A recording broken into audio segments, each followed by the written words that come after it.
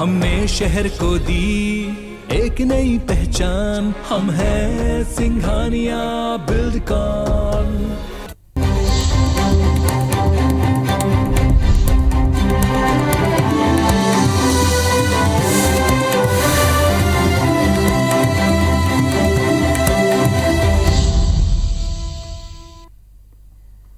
नमस्कार, मैं हूं आकांक्षा पांडे और आप देख रहे हैं आईबीसी 24 मध्य प्रदेश से जुड़े हमारे इस खास बुलेटिन में आप सभी का स्वागत है। शुरुआत करेंगे इस बुलेटिन की बड़ी खबर के साथ। भोपाल से मिल रही है डॉक्टर आनंद राय को जमानत मिल गई है। करीब 3 घंटे की बहस के बाद उन्हें जमानत दी गई। 50,000 रुपए के मुचलके पर उन्हें जमानत दी गई है। आपको बता दें, क्राइम ब्रांच ने कल कोर्ट से उनकी रिमांड ली थी और आज दोपहर 3 बजे उन्हें कोर्ट में पेश किया गया।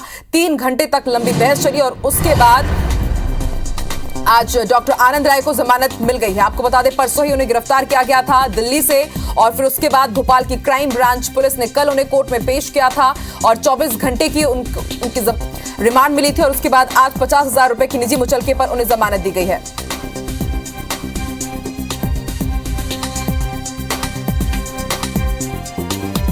तो आज कोर्ट में पेश किया गया था डॉक्टर आनंद राय को। आपको बता दें, एमपीटीईटी के एक स्क्रीनशॉट को वायरल करने से जुड़ा ये पूरा मामला है। सीएम शिवराज सिंह चौहान के जो ओएसडी हैं उन पर आरोप लगाए गए थे आनंद राय और कांग्रेस नेता के मिश्रा की तरफ से। उसके बाद इस मामले ने काफी तूल पकड़ा और के मिश्रा के साथ ही डॉक्टर आनंद राय पर केस दर्ज करवाया गया था लक्ष्मण सिंह की तरफ से और उसके बाद से एक बार राहत भी मिली डॉक्टर आनंद राय को और उसके बाद कोर्ट ने कहा कि नहीं, जांच होनी चाहिए और फिर उसके बाद उनकी गिरफ्तारी हुई। कोर्ट में उन्हें पेश किया गया। रिमांड के बाद आज उन्हें जमानत दे दी गई है।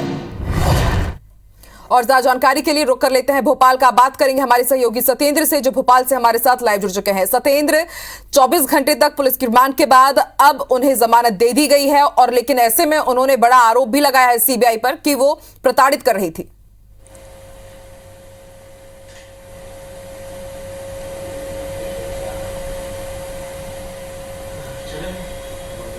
देखिए आकांक्षा, इनको डॉक्टर आनंद राय को क्राइम ब्रांच ने आज दोपहर 3 बजे कोर्ट में पेश किया था। इनको एक दिन की पीआर पर लिया गया था। इनकी गिरफ्तारी जो है दिल्ली के एक होटल से की गई थी। आज 3 घंटे की बहस के बाद करीब 6:15 बजे इनको 50,000 के मुचलके पे इनको जमानत दे दी गई है।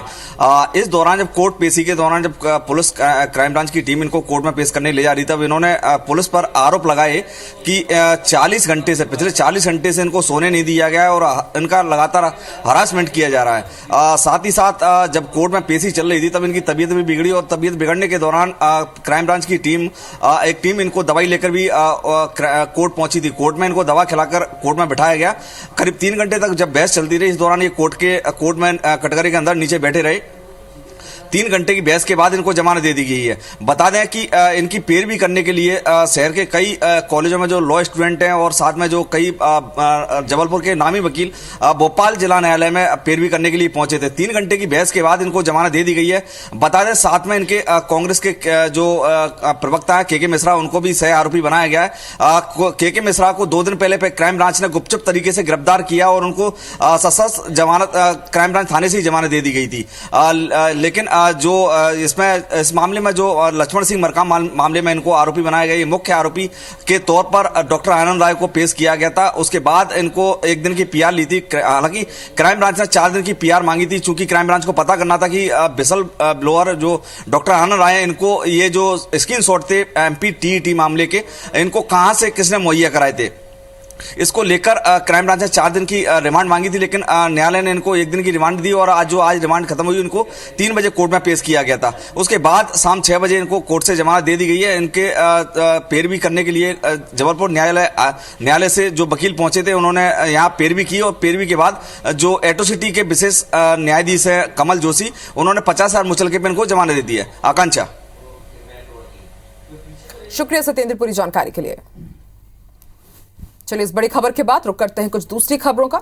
आज सीएम शिवराज सिंह चौहान ने कलेक्टर कमिश्नर कॉन्फ्रेंस मीट में कानून व्यवस्था, माफिया के खिलाफ कार्रवाई की समीक्षा की।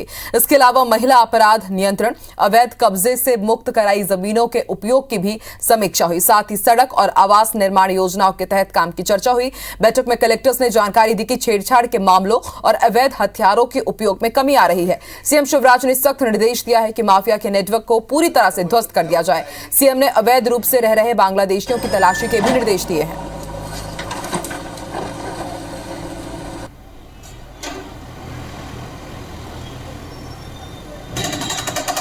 विशेषकर दुराचारी जो हैं उनको नेस्त नाबूद किया है, आर्थिक कमर भी तोड़ी है।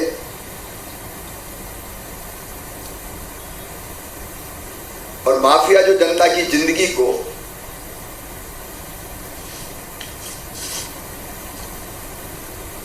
कठिन बनाते हैं, या ये कहूं कि इतना तंग करते हैं कि आम आदमी कठिनाई महसूस कर रहा है, वैसे सारे माफियाओं के खिलाफ कार्रवाई जारी है, वो कार्रवाई जारी रहेगी। मध्य प्रदेश में गाय को लेकर सियासत जारी है। भोपाल के बैरसिया की गौशाला में जिस तरह से गायों की मौत हुई थी, उसके बाद से इस पर लगातार सियासत देखी जा रही है। कांग्रेस ने इस मुद्दे को सड़क से लेकर संग्राम तक खूब उठाया। लिहाजा सरकार अब गायों के संरक्षण को लेकर उठ रहे सवालों पर अपनी छवि को सुधारने में जुटी हुई है। डैमेज कंट्रोल के लिए अब सरकार ने गायों के अंतिम संस्कार को लेकर बड़ा फैसला लिया है, जिसके तहत प्रदेश की सभी नगरीय निकायों में गायों के अंतिम संस्कार के लिए निश्चित जगह होगी। इतना ही नहीं, बल्कि दाह संस्कार के लिए भी भस्मीकरण अग्नि संयंत्र स्थापित किए जाएंगे। वहीं कांग्रेस का कहना है कि कई मामले सामने आने के बाद भी गौशालाओं की स्थिति में सुधार नहीं हुआ है। लिहाजा सरकार को पहले ऐसे कदम उठाने चाहिए थे ताकि गायों की मौत के मामलों में कमी आ सके। गाय हमारी आस्था का केंद्र है और निश्चित रूप से पहले भी हमने गो अभ्यारण्य के माध्यम से गायों का अंतिम संस्कार उचित माध्यम से हो, विधि विधान से हो, इसकी पूरी व्यवस्था की थी और इसको और संस्थागत व्यवस्था की जाएगी। गौ माता को बचाने की बात क्यों नहीं कर रहे हो? क्यों आपकी एक महिला नेत्री सांडेल बैरसिया में हजारों गायों की मौत के लिए जिम्मेदार ठहराई गई है? क्यों मध्य प्रदेश में चाहे मुरैना हो या धार हो, सब जगह गौ माता की हत्या हो रही है, उनके चमड़े और हड्डियाँ बेची जा रही है? पहले इन बातों का जवाब दे। श्वेत पत्र जारी करे सरकार, फिर बात करे डैमेज कंट्रोल की। पहले बचाएं गौ माताओं को, उसके बाद कोई दूसरी बात करें। मुख्यमंत्री शिवराज सिंह चौहान कल रामनवमी को गौरव दिवस मनाने के लिए सतना के चित्रकूट पहुंचेंगे। इस मौके पर रामघाट में 5.5 लाख दिए जलाकर गौरव दिवस मनाया जाएगा, जिसे लेकर तैयारियां जोरों पर है। पूरे रामघाट को सजाया जा रहा है। आपको बता दें, सीएम दोपहर 1 बजे खजुराहो से चित्रकूट के लिए रवाना होंगे। चित्रकूट में सीएम कामदगिरी मुखारविंद में पूजा अर्चना कर रामघाट में दीपदान भी करेंगे। वहीं उद्यमिता विद्यापीठ के विवेकानंद सभागार में गौरव दिवस के तहत होने वाले आयोजनों में शिरकत करेंगे। साथ ही नानाजी देशमुख को श्रद्धांजलि अर्पित करेंगे। इसके बाद मुख्यमंत्री नवनिर्मित चित्रकूट थाना से जिले के विभिन्न नए थाना चौकी और कई अन्य विकास कार्यों का उद्घाटन और लोकार्पण करेंगे।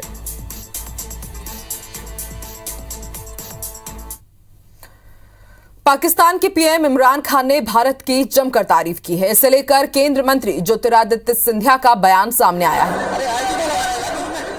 ग्वालियर पहुंचे सिंधिया ने कहा कि पीएम मोदी के नेतृत्व में देश की जो छवि विश्व पटल पर बनी है, उसकी हर जगह तारीफ हो रही है। भारत विश्व की जिम्मेदारी उठाने के लिए सदैव तत्पर रहता है, इसलिए भारत की प्रशंसा आज विश्व स्तर पर हर नेता करने के लिए उत्सुक है। भारत की एकता, अखंडता, आर्थिक, सामाजिक और आध्यात्मिक रूप से मजबूती विश्व पटल पर सबके सामने है।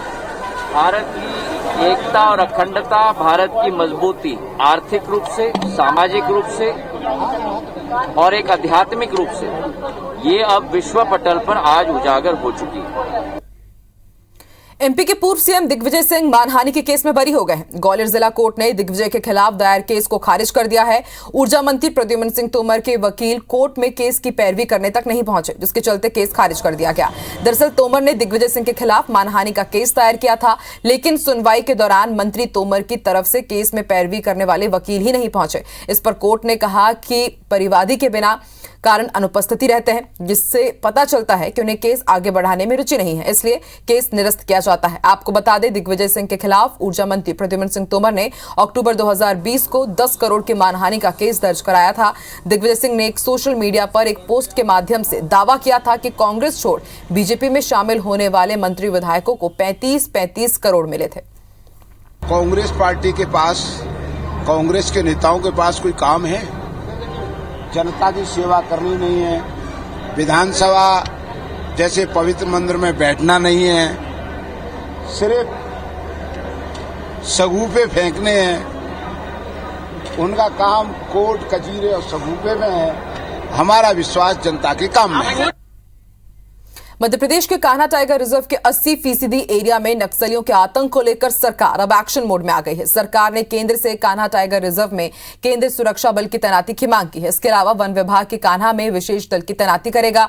इसके अलावा कान्हा टाइगर रिजर्व की सभी बीटों पर अलग से गश्ती दल को भी तैनात किया जाएगा। वन विभाग ने निर्देश जारी किए हैं कि कान्हा के हालातों की रोजाना रिपोर्ट भी वन और गृह मंत्रालय को भेजी जाएगी। बता दें कि केंद्रीय मंत्री भूपेंद्र यादव ने राज्य सरकार को पत्र लिखा था, जिसमें कान्हा के 80% भाग पर नक्सली कब्जे की बात कही गई थी। हालात ऐसे हैं कि अब वन अधिकारी, मैदानी अमला और वन कर्मचारी अपनी रेंज और बीटों में जाने से खौफ खाते हैं। बीते 2 महीने में नक्सलियों ने 3 वन कर्मियों को मौत के घाट उतार दिया है। केंद्रीय मंत्री ने राज्य सरकार से तत्काल एक्शन लेने की बात कही थी। शिवराज सरकार इंदौर को स्टार्टअप हब के तौर पर विकसित करने की तैयारी में है। सांसद शंकर लालवानी ने कहा है कि इंदौर से करीब 50 स्टार्टअप को दुबई एक्सपो में फ्री स्पेस मिला है। सांसद ने यह भी बताया कि आईटी सेक्टर के लिए नई पॉलिसी लाई जा रही है। आपको बता दें, इंदौर के स्टार्टअप की बाजार पूंजी करीब 25,000 करोड़ रुपए हो गई है, जो प्रदेश के स्टार्टअप में 60% की भागीदारी है। साथ ही आईटी इकोसिस्टम बनाने पर जोर दिया जा रहा है ताकि स्थानीय युवाओं को रोजगार मिले। यंग जो बच्चे हैं, जो माइंड्स हैं, जो निकलते हैं, उनके पास अलग अलग कॉन्सेप्ट्स होते हैं। अब यहाँ पे प्रॉब्लम ये होती है कि वो कॉन्सेप्ट्स किस तरह इम्प्लीमेंट हों, उनको बेसिक इंफ्रास्ट्रक्चर नहीं मिलता, या उनको जो आइडिया होता है कोई ये गाइड करने वाला नहीं होता। अगर हम प्रमोट नहीं करेंगे तो यही टैलेंट इस स्टेट के बाहर जाके फिर कहीं ना कहीं इन्वेस्ट करेंगे। कोशिश ये रहनी चाहिए कि मध्य प्रदेश हम उसका पोटेंशियल को टैप कर सकें। माननीय मुख्यमंत्री जी की मंशा थी कि प्रदेश में भी बहुत सारे स्टार्टअप शुरू हो। मुझे बताते हुए खुशी है कि स्टार्टअप पॉलिसी बन गई है। उसका लॉन्चिंग भी आने वाले समय में इंदौर में होने वाला है और हम चाहते हैं बहुत बड़ा कार्यक्रम इंदौर में हो। देखते हैं अब तक की बिग न्यूज।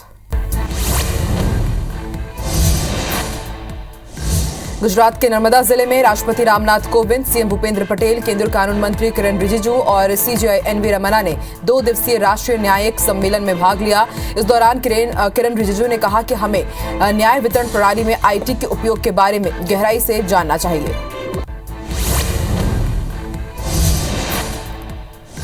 प्रधानमंत्री संग्रहालय का उद्घाटन 14 अप्रैल 2022 को किया जाएगा। इस संग्रहालय को भारत के सभी प्रधानमंत्रियों की उपलब्धियों, उनसे जुड़ी महत्वपूर्ण जानकारियों को देने के मकसद से बनाया गया है। संग्रहालय पुराने और नए का एक सहज मिश्रण है और इसे तत्कालीन नेहरू संग्रहालय भवन में बनाया गया है। हिमाचल प्रदेश के शिमला में भाजपा के राष्ट्रीय अध्यक्ष जेपी नड्डा ने रोड शो किया। इस दौरान उनके साथ राज्य के मुख्यमंत्री जयराम ठाकुर भी मौजूद रहे। वहीं बड़ी संख्या में बीजेपी नेता और कार्यकर्ता भी इस रोड शो में शामिल हुए।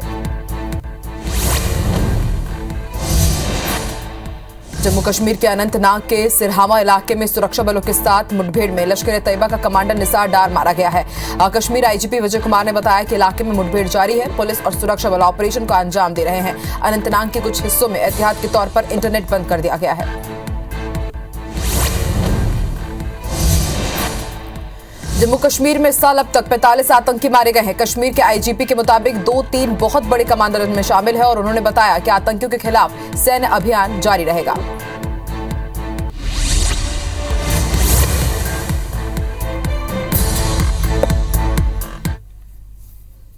बिग न्यूज के बाद अब रुक करते हैं कटनी का, जहां रेलवे स्टेशन के बाहर बने राम मंदिर के सामने बनाई गई दीवार को हटाने को लेकर जमकर हंगामा हुआ। सैकड़ों हिंदू युवाओं ने प्रदर्शन करते हुए हाथ में हथौड़े, सब्बल और कुदारी लेकर दीवार तोड़ने की कोशिश की। इस बीच मौके पर मौजूद पुलिस ने युवाओं के साथ धक्का मुक्की की, जिसके बाद पुलिस ने जमकर लाठियां भांजी। प्रदर्शनकारियों ने दीवार पर लगे लोकार्पण के पत्थर को पहले ही तोड़ दिया था और आज दीवार हटाने सैकड़ों कार्यकर्ता पहुंचे थे। युवाओं ने बताया कि रेलवे अधिकारियों ने मंदिर के सामने दीवार बना दी। साल 2015 से दीवार को हटाया नहीं गया है। कई बार इसे लेकर प्रदर्शन भी किया गया, लेकिन दीवार को नहीं हटाया गया, इसलिए आज वो इसे खुद हटाने के लिए पहुंचे।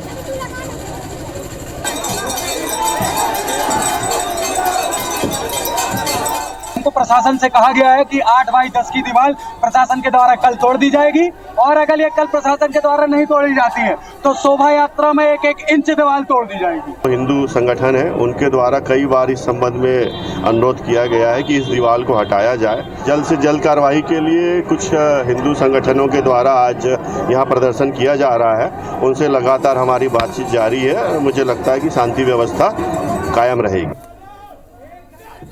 14 से 16 अप्रैल तक मुरैना जिले के जौरा के गांधी आश्रम में पूर्व डकैत एकजुट होने की तैयारी कर रहे हैं, जिसमें छत्तीसगढ़, ओडिशा, झारखंड, केरल, महाराष्ट्र, आंध्र प्रदेश, पश्चिम बंगाल में नक्सलवाद के खात्मे पर मंथन किया जाएगा। आपको बता दें 14 अप्रैल 1972 को सुब्बा राव और एकता परिषद के नेतृत्व में ग्वालियर चंबल अंचल के 654 डकैतों ने हथियार डाल दिए थे। 14 अप्रैल को होने वाली बैठक में इस विषय पर भी चर्चा होगी कि उस समय सरकार ने जो वादे किए थे उसमें से कितने वादे पूरे हुए हैं। इस बैठक में 27 राज्यों से 1000 से ज्यादा लोगों के पहुंचने की संभावना जताई जा रही है।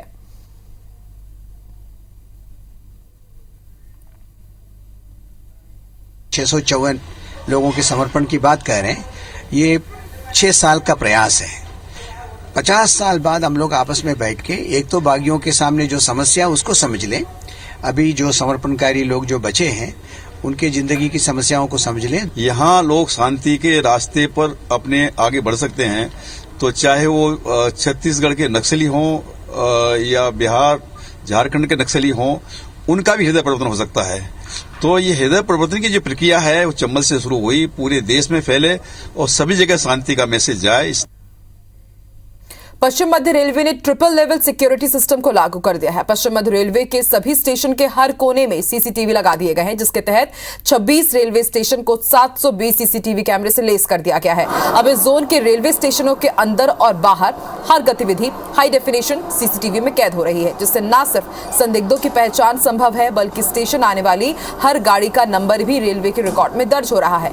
पश्चिम मध्य रेलवे के जोन मुख्यालय जबलपुर से सीसीटीवी सर्विलांस की मॉनिटरिंग की जा रही है। रेलवे अधिकारियों ने कहा कि यह कदम यात्री सुरक्षा की दिशा में उठाया गया है ताकि रेलवे परिसरों में होने वाले अपराधों में भी कमी आ सके।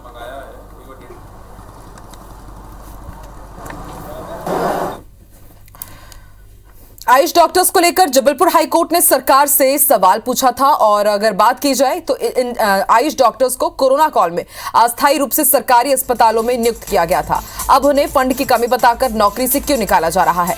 आयुष डॉक्टर्स की सेवा समाप्ति को चुनौती देने वाली याचिकाओं पर हाईकोर्ट ने राज्य सरकार को नोटिस जारी कर जवाब मांगा है। हाईकोर्ट ने सरकार से कहा कि वो मामले पर स्पष्ट जवाब पेश करे, क्योंकि ये कदम समझदारी भरा नहीं लगता। साथ ही हाईकोर्ट ने याचिकाकर्ता आयुष डॉक्टर्स को अंतरिम राहत दी है और उन्हें आगामी सुनवाई तक नौकरी से हटाने पर रोक लगा दी है।